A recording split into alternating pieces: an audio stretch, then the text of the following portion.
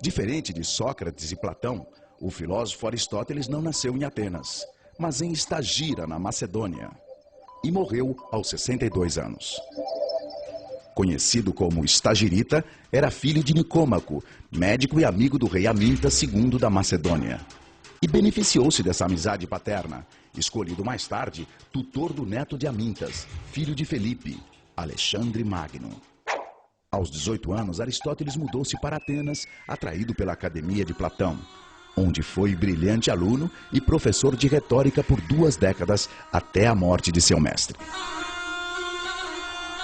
Em 335 a.C., seu discípulo Alexandre subiu ao trono e Aristóteles voltou a Atenas para fundar a sua própria escola, o Liceu, também chamado de Escola Peripatética, ou Peripatos.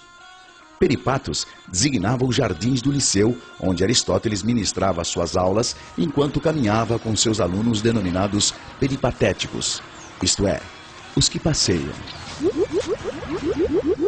A Academia de Platão estimulava o ensino da matemática. O Liceu de Aristóteles focava as ciências naturais, oferecendo aos alunos, inclusive, um museu com acervo de fauna e flora das longínquas regiões conquistadas por Alexandre. O Liceu contava ainda com uma das maiores bibliotecas do seu tempo, paradigma da célebre Biblioteca da Alexandria. Criador de uma linguagem técnica ainda contemporânea, Aristóteles foi o grande sistematizador, categorizando, classificando, ordenando os conhecimentos de biologia, zoologia, física, história natural, poética, psicologia, a ética, teoria política, estética e metafísica. Aristóteles escreveu 120 obras, das quais sobreviveram 40, com destaque para 7. A metafísica, princípios básicos de sua doutrina filosófica; a ética, Nicômaco, sua concepção de moralidade e da virtude da moderação; o órganon, do grego instrumento, sobre lógica, 6 volumes, entre outras coisas, abordando as categorias e os silogismos com suas duplas premissas; a física, sua concepção de mundo e de como é possível conhecê-lo através das causas dos fenômenos;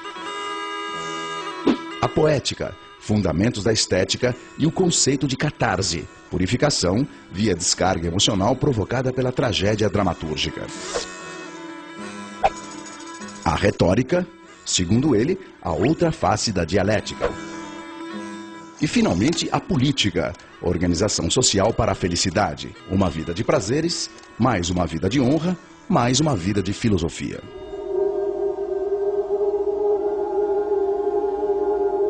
Aristóteles foi um crítico da teoria das ideias. Ele não acreditava no mundo de ideias à parte, com as formas ideais das coisas, nem que o que se via no mundo real fosse cópia imperfeita ou simulacro de um mundo das ideias. Para ele, as ideias das coisas estavam justamente dentro das coisas, nas suas próprias características. Ao contrário de Platão, ele entendia que a ideia cavalo, por exemplo, era um conceito criado pelos homens. Criado, aliás, depois da experiência de observar um bom número de cavalos, e não antes. Diferente de seu mestre, Aristóteles considerava os 5 sentidos preciosas fontes de informação, para os homens e animais.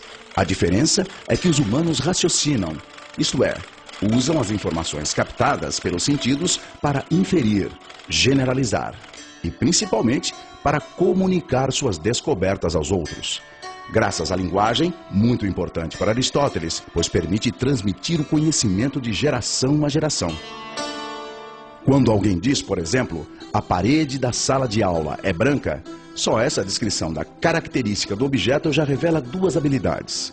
Uma, da percepção visual, outra, da percepção mental. Revela, na mesma parede, o igual e o diferente. Parede indica que eu conheço outras paredes, por isso sei que esta é uma delas. Branca indica que existem outras cores de parede.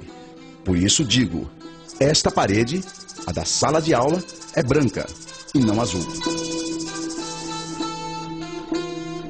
Com seu espírito de bibliotecário da natureza, Aristóteles constatou que todos os seres do mundo têm semelhanças entre si, que a natureza apresenta padrões e que dentro desses padrões há uma hierarquia dos seres. Ele descobriu que tudo que existe se classifica em vivo, animado, e em não vivo, inanimado. Os vivos se dividem em animais e vegetais, e os animais, por sua vez, em racionais e irracionais, etc, etc.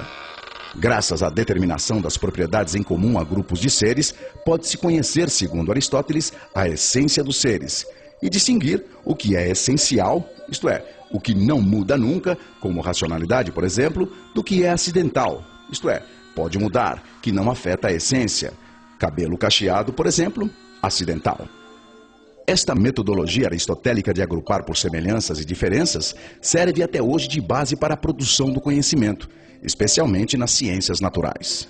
Aristóteles entendia que todas as coisas da natureza têm a possibilidade de concretizar determinada forma, que a substância das coisas se esforça por concretizar uma possibilidade, o potencial que lhe é inerente. Assim, para o filósofo, toda mudança na natureza é uma transformação da matéria de potencial para real. Por exemplo, o ovo e a galinha. Um ovo de galinha tem o potencial de virar uma galinha e jamais será um ganso. Não é inerente ao ovo de galinha vir a ser um ganso. Dessa forma, na metafísica de Aristóteles, tudo é movido por uma força que efetiva a potencialidade dos seres. Tudo é movido pelo motor primeiro, que é imóvel.